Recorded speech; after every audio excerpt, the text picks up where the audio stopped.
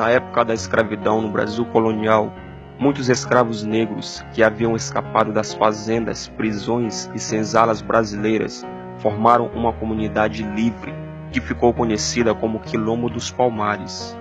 Nos quilombos, os negros viviam livres, de acordo com sua cultura, produzindo tudo o que precisavam para sobreviver.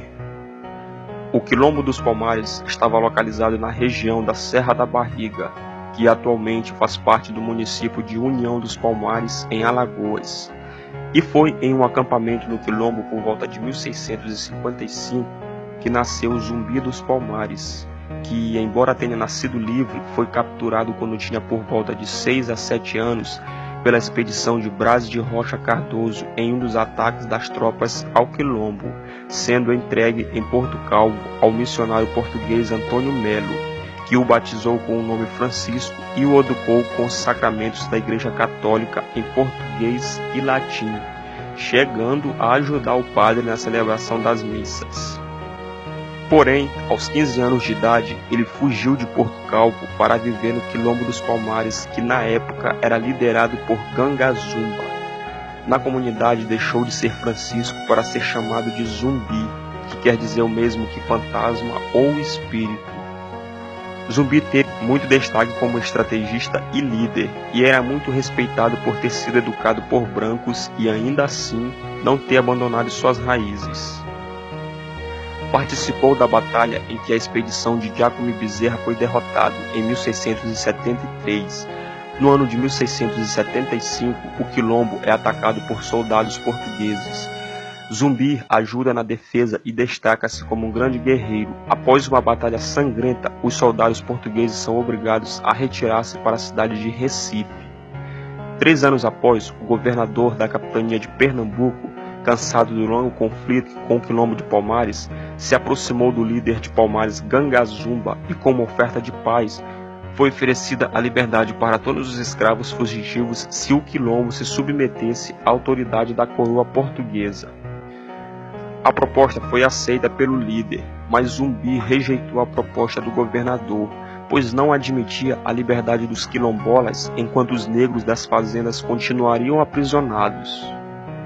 Revoltado com o acordo de paz, rompeu com Gangazumba e, prometendo continuar a resistência contra a opressão portuguesa, Zumbi tornou-se o novo líder do Quilombo de Palmares, comandando a resistência contra as tropas do governo. Durante seu governo, a comunidade cresce e se fortalece, obtendo várias vitórias contra os soldados portugueses. O líder, Zumbi, mostra grande habilidade no planejamento e organização do Quilombo, além de coragem e conhecimentos militares. Conduziu o Quilombo dos Palmares ao seu apogeu militar, econômico, territorial e social, liderando os guerreiros em enfrentamentos com surpreendentes estratégias militares e táticas de guerrilhas, onde se invadiam e atacavam fazendas de cana-de-açúcar e engenhos para resgatar escravos, e assim adquiriam também um incrível poderio bélico, com muitas armas usurpadas como resultado desses ataques. O bandeirante Domingos Jorge Velho organiza no ano de 1694 um grande ataque ao Quilombo dos Palmares. Após uma intensa batalha, Macaco, a sede de Quilombo, é totalmente destruída, mas mesmo ferido, Zumbi consegue fugir. Um ano depois, reapareceu e com cerca de 200 palmarinhos voltou a atacar povoados em Pernambuco, especialmente para conseguir armas e munições. No entanto, em um dos ataques, um de seus grupos foi derrotado e o seu comandante, Antônio Soares, foi preso. Após ser torturado pelo bandeirante e mercenário paulista André Furtado de Mendonça, este lhe ofereceu a liberdade em troca da revelação do esconderijo de Zumbi. E em 20 de novembro daquele ano, Soares levou Mendonça até o esconderijo na Serra dos Irmãos. Ao ver Soares, Zumbi foi abraçá-lo, mas foi recebido com uma punhalada no estômago. Os paulistas atacaram e os rebeldes presentes foram mortos. Seu corpo, perfurado por balas e punhaladas, foi levado ao Porto Calvo, onde sua cabeça foi decepada e enviada para Recife. Por ordem do governador, foi espetada em um poste para exposição pública, como uma prova de que a suposta imortalidade de Zumbi não passara de uma lenda e de que Palmares enfim tinha sido derrotado.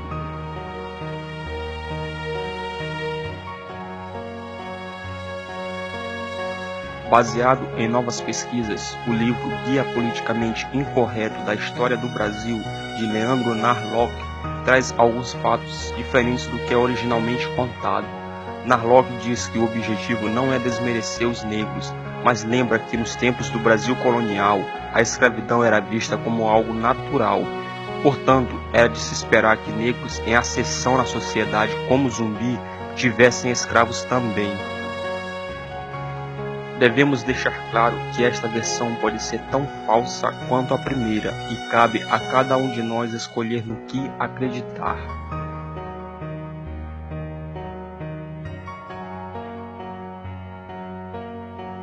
Zumbi teve pelo menos 5 filhos, mas não há registros históricos suficientes para comprovar a tese tradicional que ele teria se casado com uma mulher branca de nome Maria.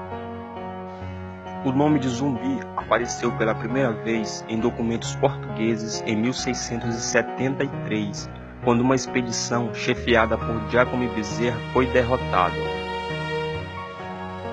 Durante algum tempo, criou-se entre o povo e entre o próprio quilombo o mito sobre a imortalidade de Zumbi, ele que por muito tempo gerava essa atmosfera lendária de uma possível imortalidade concedida por deuses, que supostamente lhe fecharam o corpo, dando-o muito poder sobre seus inimigos.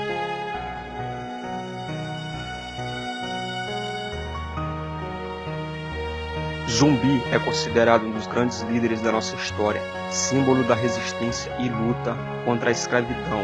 Lutou pela liberdade de culto, religião e prática da cultura africana no Brasil colonial. O dia de sua morte, 20 de novembro, é lembrado e comemorado em todo o território nacional como o Dia da Consciência Negra.